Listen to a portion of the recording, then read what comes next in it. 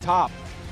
So with this roster, can KT actually eliminate T1? As you said, T1 are notoriously hard to eliminate from Worlds. They have been there before with their backs against the wall in must-win games. And now into the draft, T1 once again on blue side here for game number 4 of Fearless Draft. Pantheon Ziggs taken off the table.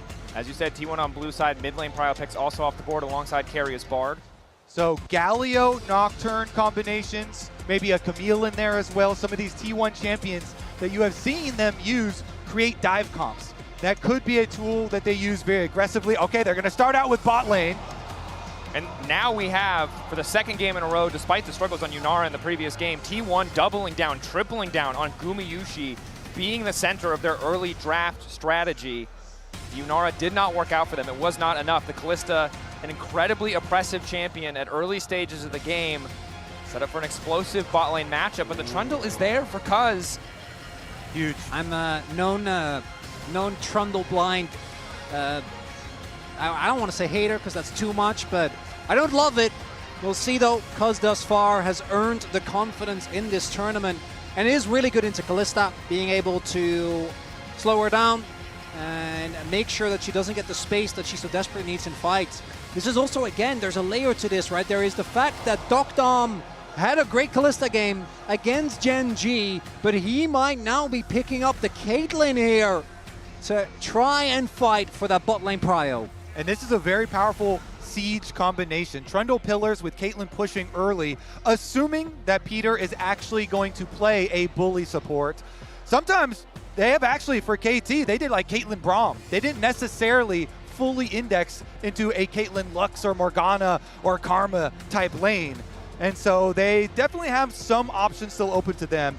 But I do really like siege comps and an extra range there with Trundle because you can make use of that pillar. But here is the Nocturne that we were talking about earlier, does get locked in for T1. And I really do think those combination comps are going to come through for them with the heavy dive. You get Keria's Renata here, he's going to have a big one. And for lane, that feels good. But Renata, blind can get punished. Obviously, the 2v2 is absolutely devastating. And that's why T1, I think, have really struggled in this series. It feels like KT's early game has been better. Almost all of the times is BDD going to be blinding Cassio or playing Cassio into what is already such a short-range composition. Is going to be feeling impeccable. And it was this pick that got KT over the line against Gen G. It was, and now against an immobile support like the Renata, luckily has the Kalista to bail her out, but the pillar is a massive threat to any immobile champion, something that has to be respected. With the Caitlyn, with the Cassio, getting grounded by that miasma, having a pillar placed behind you means there is no chance for escape, but T1 bringing out a lot of comfort, bringing out a lot of power here in the first phase. And you can protection ban the Galio because you third pick this Cassio on red side. There you go, and you can whittle down on even the few options that Faker does have left. Those combinations that we're talking about for the Camille, Galio, Nocturne just will not be there. I like the Ornn though, as far as the ban, because you know that KT have very strong scaling and are building towards that big team fight. And it feels kind of awkward, because normally what you'd want to do into Cassio is outrange her, right? Go for something like the Hui, which we've seen a decent amount of. And I think it's okay, but it doesn't really synergize that well with the Nocturne, right? You'd rather play something that can actually dive deep, that can go in aggressively, but trying to play any dive into Cassio, into Trundle, into Caitlyn just doesn't feel great. And there you go. KT, they say, we're not even going to take that gamble. We don't care about the comp mismatch. We want to protect BDD with 2 bans towards Fake. 4 in total here, setting BDD up for success. And we knew in a world of Fearless, depth of champion pool was going to be incredibly important. Cuzz getting that wind on Mundo. Oner not able to find that wind on his Viego. Now we're seeing 2 more conventional meta picks get taken off the board. KT feels so set up for success here. Faker's champion pool so heavily diminished. I gotta say, I like what I'm seeing from Score. He is a legacy player for KT. The organization really has relied on him over years and years as player, as coach, and he's setting them up again. Oh my goodness, is it gonna be the crank? The Blitz, I don't like the Nautilus matchup into Renata. Feels nigh unplayable, but Blitz is a different story altogether, Peter. Top 10. Okay, an answer into the power that this Nocturne can bring. Denies a lot of the dive. Yeah, exactly. He knows that they're going to round out the rest of this comp with more dive, so preemptively grabbing the Tahm Kench. First Kench that we've seen this tournament as well, and it's perfect that he's going to get the counter pick. What is Doran going to go towards? That is a Doran Classic certified. Was Banger. one of the pivotal points as I was thinking about this. Yanivia locked in. Obviously a champion against champions like Trundle and the Tahm Kench. The power of that ulti to really slow you down the walls against a Cassio can be devastating. What is it going to be for Doran? Ornn is on, Yorick gone. Often we see these blind picked. And gentlemen, it feels a bit scattered from T1. Yeah, it's still got to be the Gragas. They round it out. Okay, it is a bit versatile. Honestly, though, I'm favoring the KT side at the moment, and they get counter. Okay, let's all take a breath. No, we're not going to get baited by offers. No room for breathing. No. Mordekaiser. What is he going to lock in here? Interesting. Perfect. What's the R5? It is interesting because Mordekaiser is a champion that can still split push even when faced with Nocturne comps. True. So I do like it even when T1 have ways to attack side lanes. With Nocturne and other people joining, it is something that can still always have threat there due to the Mordekaiser ultimate. I will also just say, in terms of ease of execution, there's almost no reliable hard CC on the entirety of this KT lineup. They're really going to need to have full map control, be better on the setup, because on the opposite side, you have these walls that can catch people out that matches the one piece of CC that feels like could do something for KT, which is the pillar. You've got the stuns, you've got the Renata, the Gragas to potentially set up these plays. Huge, I think, burden on Doran to be the guy who can make this happen. And it was 2023 Spring Finals where Doran had a truly majestic performance on the Gragas. That was back then into T1, to which this day in the LCK, there is a discussion as to whether or not he was robbed from MVP for how good his Gragas was, and that is with match point for KT, what T1 decides to trust him with. KT on the cusp of winning their first trophy in their first finals after their first semi-finals. An unprecedented run, but they are going up against T1, the greatest to ever do it. A team hungry to find redemption for Faker. 2015, 2016, denied in 2017. This roster wants to be the first to make the three-peat happen. The ever elusive three-peat. And as you say it, Keria flashes the Faker emotes. See if they can actually do it this time. T1, of course, they have to approach this as one game at a time. Every single game must win for them to extend the series. Every play critical, including the level ones. Faker trying to move away. Good damage going down on Oner, forcing that early flash out. You have to be terrified now because Cuzz is going to start to take over in the jungle. Yeah, Trundle definitely can go for invades and look to punish flashes. Yeah, PJ Trundle with a flashless Nocturne, definitely big, as we can see. A little bit of a trip down memory lane. It's T1, as we keep saying, in case maybe you just tune in. Maybe you're like, what's all the ruckus about? Have had so many ups and downs, and in this modern era, it's been the four-man core of Oner, Faker, Guma, and Keria. We've had Kana originally in 2021. We've had Zeus in 22, 23, and 24. And now Doran, as they find their backs against the wall. And how fitting is it that it's KT Rolster that stands in front of T1 now, when it was T1 in 2013 that went over them to go get their first Worlds title. See if they can do it. Okay, Oner, no flash, but it doesn't matter. He can still clear as Nocturne. You want a full clear at least 2 times. He can beat the jungle camps. Yeah, and then he doesn't need flash. Yeah, just clear in peace, and then your flash will be up in no time. That's how you look at it. Definitely a good luck is BDD is going to be the first to get to level 2. Neither one wants to be too aggressive with their cooldowns. Obviously, if a single Noxious Blast connects, the potential for BDD to just run Faker down is very real. Nice handshake coming in. Immediate barrier coming out from deokdam. Gumayusi using a barrier of his own just in case the tower shot does come through. So super dominant 2v2 here already from the side of T1. And I do think you kind of know that when the Kench gets locked in, you're just not going to have the laning pressure. This is really a pick that is expected to have pressure as you go deeper into the series, right? Or rather into the game, when the dive will inevitably follow. I gotta say though, Kench into Anivia and Gragas really doesn't feel quite as good. I think the Nocturne and the all-in from Guma and Keria feels good to play into, but Anivia really makes it hard for you to actually reliably protect your carry, get W's off, and Gragas kind of self-explanatory. His ability to create space. Keria! Flash away. Keria tries to get him with the Q flash. deokdam quick on the reactions, crucially, but that is a flash down in the laning phase. And again, while Oner is flashless, may still be in a position come level 6 to really force this dive before Peter has access to that ultimate. Big for this T1 bottom lane that T1 want to play through their bottom lane here with this comp, this Kalista, Renata, Nocturne trifecta that they've been able to get for themselves. And it is going to mean guaranteed bot side Scuttle Crab with the early push there, and the ward as well from Doran, who took his time from top lane to go ward the second one. So they'll know that this time around, Cuzz has done the same thing he did last time, where he did the clear into recall and then look for the crab. I do like, though, you see, even though Nocturne isn't necessarily like the #1 dive champion, all the precautions are being taken. Cuzz actually hovers there to see if they go for the crash, or for the dive on the first crash.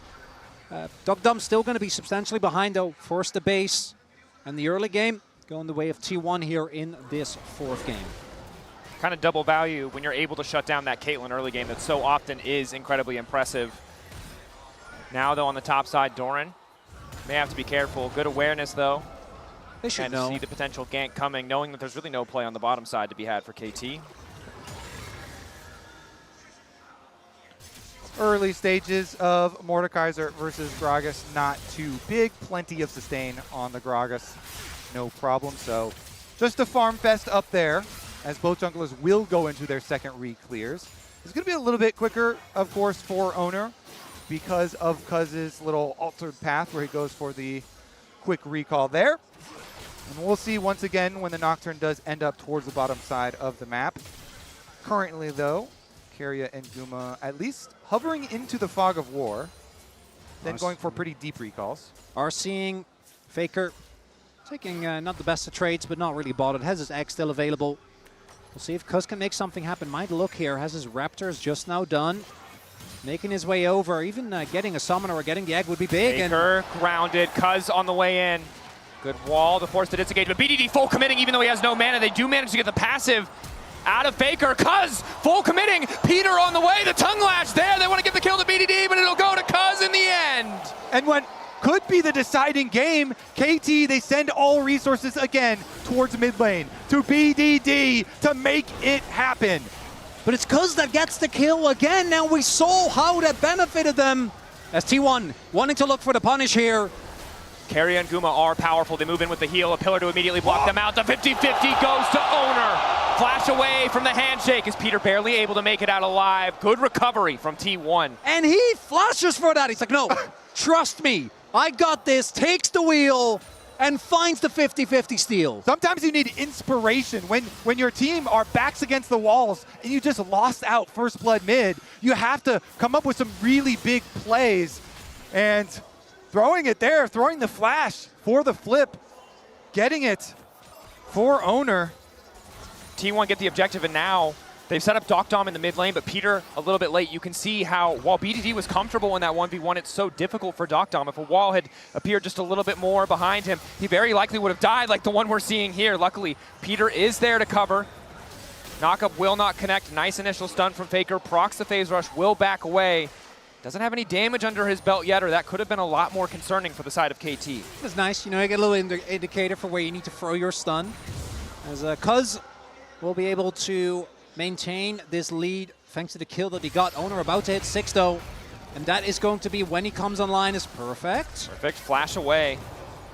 Doesn't want to risk going into the Death Realm just to come out a few seconds later on the wrong side of a wall from Faker. And I do really love when people play goofy skins in very high stakes matchups. The Gragas burp, a classic. All right, so much tension though, so much riding on this game as we get the swaps back out, and KT opting to send Caitlyn up to the top side of the map, whereas Guma and Keria have full priority here, trying to push in on BDD's Casio. And looking at how the early game setups are going to go, it feels like who gets to the objective first, right? If you're able to use the priority in your lanes, use the priority of this Guma Keria lane with the Kalista Renata, you're able to turn that into vision, and you're able to pick off members from KT as they rotate over. Because the pick potential is amazing. Turn off the lights, displace them either with the wall or with the Gragas, and there's a lot of damage available early on to take down these targets for KT. Again, it feels like it's going to come down to what can we find in the team fight. Yeah, an excellent lane assignment from T1. Again, Faker easily able to wave clear, even in the face of the Caitlyn Tom Kench. Good lane, mid lane control from Keria and Gumayusi, and now Oner walks his way up top side. Immediate 3 grubs secure. T1 continuing to stack the objectives that they need in this game. Using Guma and Keria, their priority nicely. They rotate over from mid lane to the grubs, up to top lane, and want to keep that pressure on. Hey, they got the first dragon as well. You know, the way in which they did it was high risk, but ended up working out. All planned. Oh, I mean, Oner knew, you know, otherwise you're a Nocturne that uses his flash for no reason, but he trusted his smite button. And they know that they are going to need to continue to stack those objectives. So we'll see if the emphasis on the earlier Dragon Soul for them does come to fruition. Kalista, of course, looking to be a snowball. Ooh, and I do love that it's deokdam playing that Caitlyn skin from DRX. The last time that T1 lost in the finals, it was against that team as Faker. Should be fine here, but his prio is continuously maintained, and look at the top side. T1 keeping these waves shoved in, and plates will be their rewards. And this feels like the first game where T1 are able to build such a clear advantage in the early stages. Yes, BDD has a small gold lead, but Gumayusi, essentially, no one can stop this man from pushing in, from building a greater advantage. And you already talked about Drake stacking, right? Kalista, a champion who very effortlessly can contest the big smites of the game, and when Oner and Guma are working together, it feels pretty impossible for KT to stop an objective that T1 have started. Guma, on a lot of champions, is pretty good at contesting dragons as well. Has been known for that, yeah. Yeah, he has stolen, even at this tournament, multiple dragons on different AD carry champions. This time around, though, we continue the farm fest, my friends. Nice. Love it. You know, it's bringing game the LCK to the world It wouldn't be stage. your final cast finals. if we didn't get a little, the appropriate pace for an Obviously, LCK matchup. the main issue is that normally we go completely off topic. Sure. We're not going to do that here. No. Professionalism. Yeah, obviously.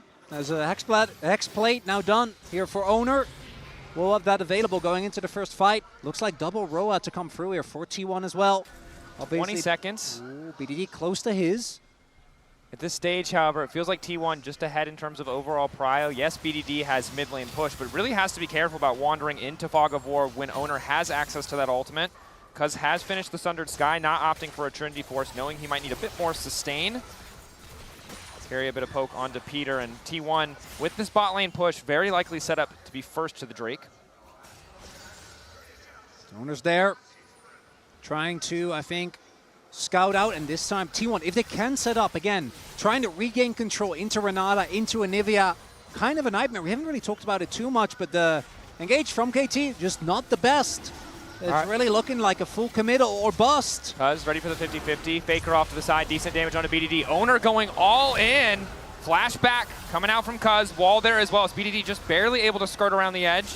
So the objective set up now for the side of T1. Double TPs. KT want to claim it for a bit more. Ulti coming out from the side of Keria. Drake down. The backline of KT berserk as they look if they can turn it back. But again, they don't have the tools to keep the fight going unless Peter wants to flash Tongue Lash. But that's all their CC. Perfect fighting off to the side, dragging Faker into the death realm. In the meantime, BDD starting to walk forward. Doran potentially cut out. The 4-man! BDD! Showing he can be clutch in the moments to count. Turning it again. KT were losing the fight as they lost the objective. Gumayusi will not be able to make the bailout work. The Drake to T1. The fight to KT. Oh, Doran's going to want that one back. The big whiff on the Gragas engage there. Peter, knock up a bit too far. The thick skin, yeah, it's not going to save you.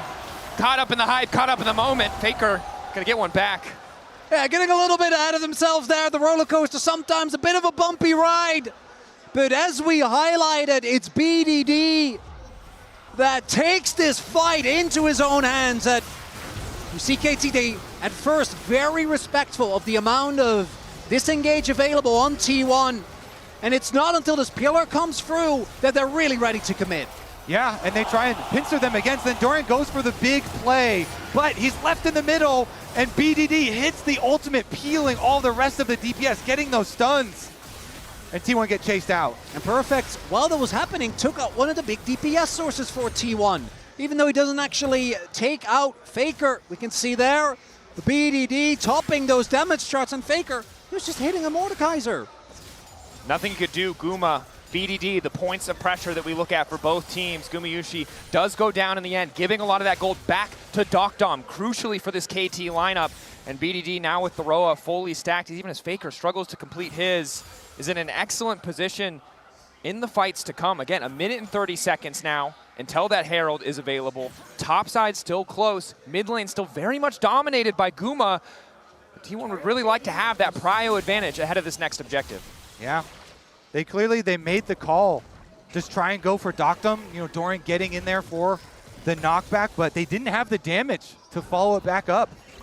And so the extra kills here for KT, but T1 preemptively got the dragon.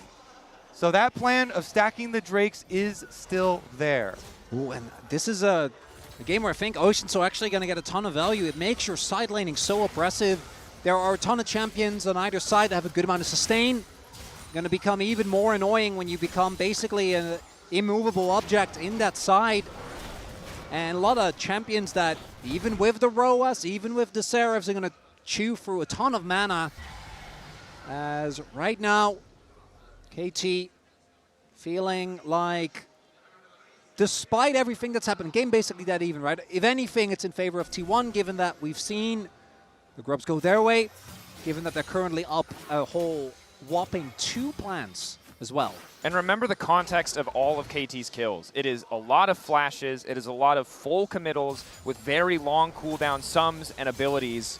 T1 still have a much easier time setting up fights, setting up picks, and because they've secured those 2 Drakes, they will inevitably be allowed to force at least one fight on their own terms, even now as we see both teams setting up for the Herald. And I think that will be necessary for T1, because KT, they have used this Caitlyn so effectively from the very beginning of the tournament, and they've constantly looked towards the late game with this champion for deokdam, and the siege power, the extra range. KT right now, speaking of siege, with the 4-1, but T1 are able to take control of it. They've got control and access to the Rift Herald as well, so they can continue to stack these neutral objectives.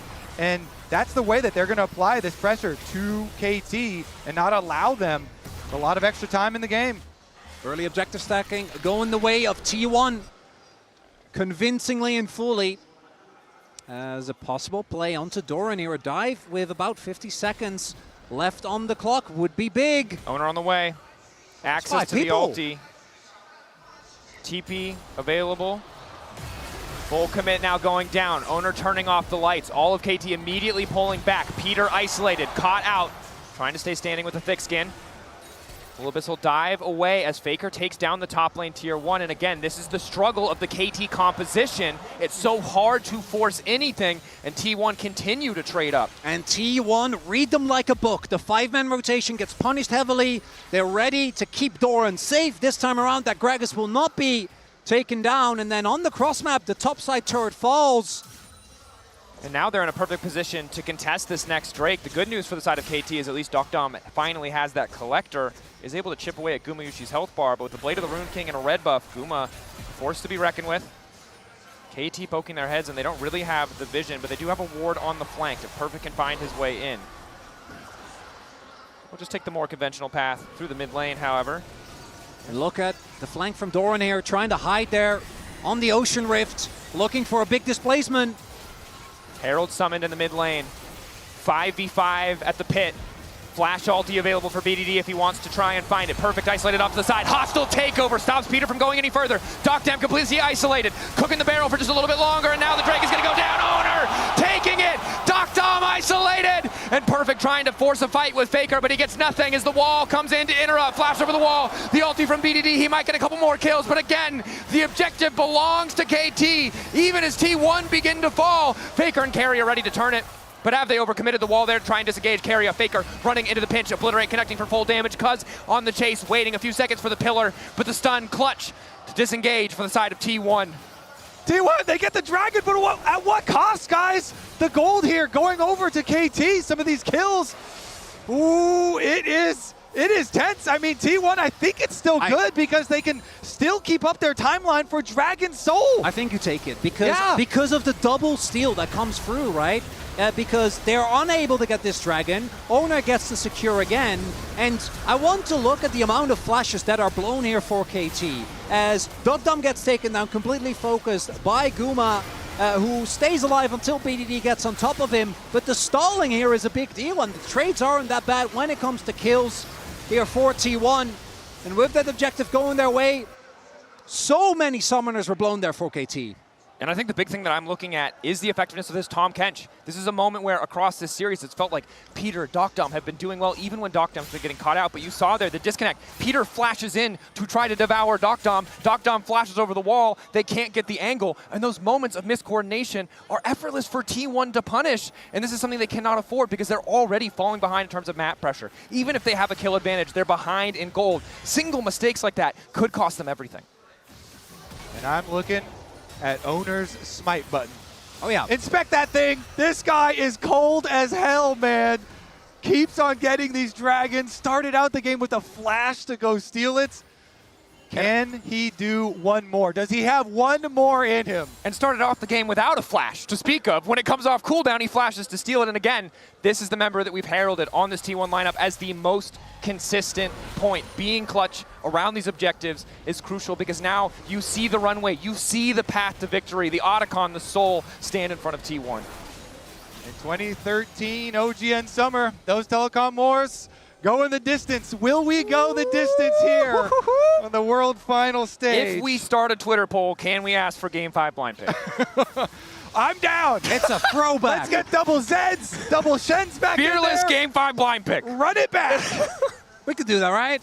It's fine. We have that authority, I'm sure. Yeah, certainly. Absolutely not, for anyone concerned.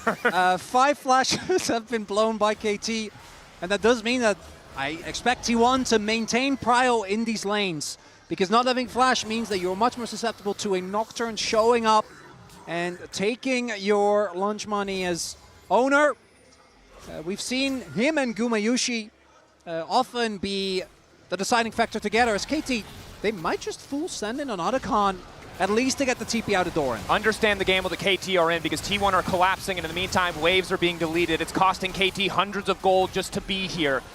And if T1 take the fight, it might just cost them the game. Perfect has sticking ult. around, ready to get them away. The ulti not stacked up. Perfect going forward just a little bit longer. The Death Realm to come out. Oner going to respond with an ulti of his own, turning off the lights on this team fight between both lineups. Gumayusi and Perfect in the Death Realm, and Guma takes those. T1 focusing on the objective. Cleanse used from Keria. Heal on the way. Faker finding a bit more damage. BDD isolated. Hostile takeover going to connect onto BDD. It won't have much effect as Cuzz tries to chase Faker out. But deokdam, he might take Keria. But it's T1 taking the Otacon. Guma securing the objective. And there it is. The second smite for T1 strikes again as Otacon goes their way. Oh man, that was a tense one. You can tell the call from KT, I think at the beginning, is have Mordekaiser just run at Oner and try and ult Oner. But look at Perfect getting kited. The Anivia does so much work keeping him at bay. Keria as well, trying to help, trying to delay. And then as the ult goes down there, they kite it back out. Otacon resetting. They put so many spears into this Otacon. And I cannot think of a worse champion to pull into Death Realm 1v1 than a Kalista that has been accelerated. Unfortunate from the side of KT. Yeah. You see that they have the damage, that they have the items. They just cannot put it where it counts. And ultimately, that just means that T1 are even further ahead. 23-9, the score in terms of the petals. 1,000 gold advantage and 20 seconds until T1 are set up to take the Soul. It's going to have to be a miraculous team fight here from KT, as they are second to the objective. And if this Soul goes over, barring an Elder flip, T1's got to be feeling real good. Doran isolated for a moment. The miasma just a little bit late as Faker's off to the side. Good damage onto Perfect to kick things off. Cuzz still eating a bit of damage. The poke from T1 A bit tough to deal with. You can see the pierce that lands onto deokdam, taking that chunk of health. Flash in, full committal to the fight. Pillar to isolate Oner, redemption to heal, Faker right back up. That's almost every single cooldown burned. It's on BDD to try to turn it back, but it's a split fight. T1 coming from multiple sides, collapsing as Oner moves in on top of Perfect. Doran has been isolated in the death round, but he'll manage to make it over. Flashback, absolutely jukes him. And now it's Perfect caught in a 1v1 with Faker right as he comes out. He is stunned, but he won't be taken down. All of T1 in the pit. The spears stacked, smites available. Faker's gonna teleport back. They're recalling Mordekaiser and the Anivia. The fight just continues to go. 6K getting lower. deokdam trying to get a bit of poke. Hops will take over connecting. They don't have a cleanse. Devour from Peter is good, but it might not matter. Cuzz continuing to move in. BDD waiting over the wall. The ulti is there, but they don't need to face him yet. The turn on to Faker isn't enough. 3K. Cuzz in the pit. At the end of the day, it does not matter because it is Doran to get the soul. KT might be able to get the fight, but there's too many members of T1 standing. Ocean Soul to T1 as everybody on KT falls. And I am starting to hear some silver scrapes in my telecom war. Oh my God, T1 stand up, get the Ocean Soul, and they have made every person in this stadium stand up as well. deokdam gets hit with the Keria ultimate immediately. Peter trying to bail him out. They're both so low, they get pushed out. Then Doran blocking the Caitlyn ultimate, protecting Oner here as they try and kite back into the pit. Meanwhile, on the top side, BDD was running straight at them. Immediately gets deleted there by Keria and Faker on the other side. And it's Guma skirting alongside the fight. And the fact that Faker, even though BDD got his ultimate off, hit him with the stun. So he didn't actually get to do the damage that he needed to, as the double fake out from Doran. And the MasterCard prize at the moment of the game, Ocean Soul secured for T1. Plus, in the lead up to that fight, Faker was kiting so well with the Anivia, and there was a moment where the Mordekaiser was trying to pull him in, but the Trundle Pillar also bumped him out as well. I mean, the annoyance of the late game Anivia, the kiting here that he's able to pull off, really created so much space. And T1 seemed to perfectly understand their strengths in comparison to KT's weaknesses. We've mentioned it countless times. We saw it in draft, and we've seen it be the bane of KT this entire game. They do not have good tools to force picks. So T1 get to stay in these fights at 20% health, 30% health, because once they see that pillar go down, they know there's no way anyone else is getting on top of them in the back line. Now, Soul in their favor, Flowers in their favor, 5K gold lead, and they're set up to take the first Baron of the game. And it's again costly when it comes to summoners for KT. And T1, call the T1 Baron. Gold lead's there, Ocean Soul is theirs. And KT, we'll see if they can make something happen. Oner and T1 have secured every single objective this game. Cuzz moving in, but zoned away by the Storm from the side of the team. Berserk now onto Cuzz, has to ulti. Oner using an ulti of his own just to try and disengage. Doran, meanwhile, in the mid lane, happy to just continue fighting. Perfect going into the back line, looking to get taken down by Faker. He's in the death realm, but Faker's happy with the 1v1. Just in time, he gets out, and Doran is there to seal the deal on the kill. KT desperate to get anything. They've already lost their top laner. The game rapidly slipping away. They're trying their best to not let this game go to 5 as Doran still searching. No T1. flash for BDD, that crucial piece of CC and exhaust there. But Faker just waiting in the darkness. Guma stacking up the spears, the wall to zone KT away. Flash not there for Cuzz either. BDD off on the side is going to use the ultimate. W in from Peter does absolutely nothing. T1, they see a vulnerable opponent. They know what they can do as they start to rip them to shreds. KT is not going to take a Baron. T1 reminding us why they are here, what they can do in a world final. And T1 ensure that we are going the distance. We are getting our full value out of this series as KT just cannot close the gap to T1's backline. The turn off of Baron to grab the kills, and now they will secure the objective. Here's another look at it. So Doran had just body slammed at BDD, and BDD used Cassiopeia ultimate. The rest of them can then chase through the river here. As you see, even with the Tahm Kench trying to eat him up, deokdam still has nowhere to go. The KT feel forced into trying to contest, know that if Baron goes down, game is as good as lost. And Peter, it's not an enviable job. You're trying to play engage Kench, and I've seen a single man do that well, and he's on the opposite side of the rift. We knew it was a gamble, And that, plus the blind Casio, I think really getting punished so nicely by T1 in this game. Yeah, and the top lane difference as well. The Mordekaiser has not found a lot of value. He's getting kited a lot and hasn't had very high value ultimates either. So we'll see as we progress in this series, if we progress, because T1 still have not done it yet. They've got the Dragon Soul and a 9,000 gold lead, though, so they definitely should be able to. 20 pedal lead, they have Grubs.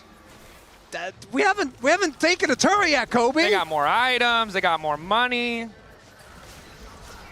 Yeah. It's looking like a hard road for the side of KT. And now, but it's good news for us. When a comeback happens, if KT can make it happen, then it's something to be considered. Maybe a miracle flash, but it will take that miracle. And for KT, it's so important not to lose sight of the bigger picture. This is a game you could afford to lose because of what you won earlier. It might come down to a best of one, but you need to be at your best form for that matchup because this game is looking done and dusted. Oner pushing in the mid lane. KT can't really afford to split as that tower falls. The threat of T1 diving into their backline, a very real threat. BDD found a big play on his Yone in game 1 against Gen G to find a miraculous comeback, but this game feels so much more dire. About 35 seconds till we see that Elder come up. I don't even know if T1 really wants to wait for it. With 2 inhibitors, they can just decide to back off. No pressure on them.